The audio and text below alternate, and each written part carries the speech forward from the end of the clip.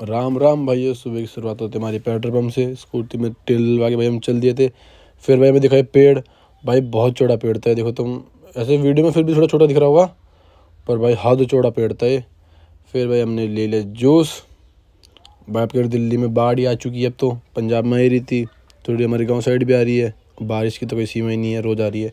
Helmet रखा था भाई सुखाने के लिए, धूप आ रही थी अच्छी खासी। मैं कहा चलो अभी से धो ही जाने दो, पानी जब आ ही गया। फिर भाई कटवा दिया लक्ष्य भाई का हमने केक, क्योंकि लक्ष्य भाई का आज है बर्थडे। पार्टी में हम कल गए थे। उसके बाद भाई रात में लेट नाइट निकल के बाइक लेके थोड़ी घूमने। भाई मीटर वाला मीटर नहीं दे के दे रहा, हार भी नहीं मान रहा कि भाई ठीक नहीं होगा। कह रहा भैया कल, भैया कल। अब भैया भी क्या करे, कल ही कल